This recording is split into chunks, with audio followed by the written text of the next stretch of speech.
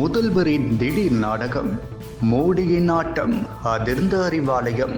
உண்மை விஷயம் வெளியானது. விவசாயிகளின் பாதுகாவலன் என சொல்லிக் கொள்ளும் முதல்வர் ஸ்டாலின் தற்போது தேர்தல் நேரம் என்பதால் திடீர் நாடகம் போட்டிருப்பது வெளிச்சத்திற்கு வந்துள்ளது. முதல்வர் ஸ்டாலின் தன்னை டெல்டா பகுதியுடன் நெருக்கமாக இணைந்தவர் என கூறினாலும் அந்த பகுதி விவசாயிகளின் வாழ்க்கையை உண்மையில் வளர்ச்சியில்லை. நரேந்திர மோடி அனைத்து மக்களுக்கும் பாகுபாடின்றி நலத்திட்டத்தை கொடுக்கிறார். கடந்த ஆண்டு கோவையில் நடந்த விவசாயிகள் மாநாட்டில் பங்கேற்று விவசாயிகளுக்கு ஆதரவாக இருந்தார். ஆனால் அந்த செல்வாக்கை தங்கள் வசம் கொண்டு வர எண்ணி திமுக தற்பொழுது விவசாயிகளின் பாதுகாவலன் என்ற போர்வையில் ஒளிந்திருந்து செய்த நாடகம் வெளிச்சத்திற்கு வந்துள்ளது. முதல்வர் ஸ்டாலின் திடீரென விவசாயிகள் நலனில் அக்கறை காட்டுவது போல மனுக்களை வழங்கியும் கனமழையால் பாதிக்கப்பட்ட விவசாயிகளுக்கு நிவாரண தொகையை வழங்க அரசாணை வெளியிட்டார். இதன் பின்னணியில் விவசாயிகள் திமுக ஆட்சியில் பெரும் சிக்கலை மட்டுமே சந்தித்தது என்பது உண்மை.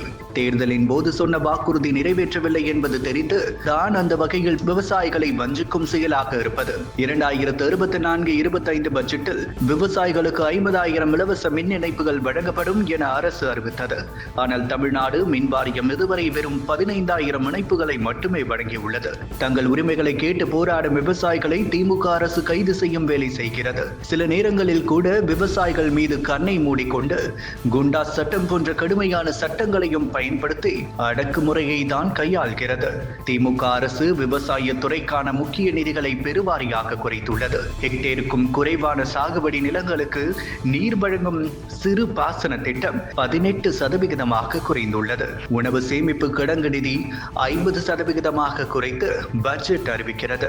சேலம், ஈரோடு, மதுரை உள்ளிட்ட பகுதிகளில் பால் உற்பத்தியாளர்கள் பால் கொள்முதல் விலையை உயர்த்த வேண்டும் என்று தொடர்ந்து கோரிக்கை விடுத்து வருகின்றனர். ஆனால் தற்பொழுது வரை அரசு இந்த விஷயத்தில் செவிசாய்க்கவில்லை. கடந்த வருடம் குறிப்பாக கிருஷ்ணகிரி, தருமபுரி உள்ளிட்ட மாவட்டத்தில் உள்ள விவசாயிகள் உரிய விலை கிடைக்கவில்லை என கூறி சாலையிலும் குளத்திலும் மாம்பழத்தை கொட்டி எதிர்ப்புகளை தெரிவித்தனர். அதேபோல் அரசின் மெத்தன போக்கால் கடந்த முறை பெய்த மழையால் நெல்கள் பெருவாரியாக மழைகள் நனைந்து வீணானது. அரசு மௌனம் மட்டுமே காத்து நேரில் சென்று விவசாயிகளுக்கு ஆதரவாக குரல் கொடுக்கவில்லை. திமுக கடந்த முறை சொன்ன முக்கிய வாக்குறுதியில் முக்கியமானது வாக்குறுதி 39 கொடுத்தது.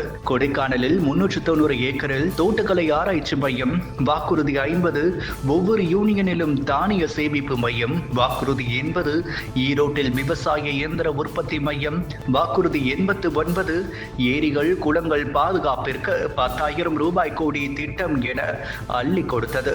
ஆனால் எதுவும் நடைமுறைப்படுத்தவில்லை என விவசாயிகள் இன்றளவும் கண்ணீர் வடிக்கின்றனர். விவசாயிகளின் நண்பன் என எத்தனை நாடகம் போட்டாலும் உண்மை என்பது விவசாயிகளுக்கு நன்றாக தெரியும் என்றே கூறப்படுகிறது.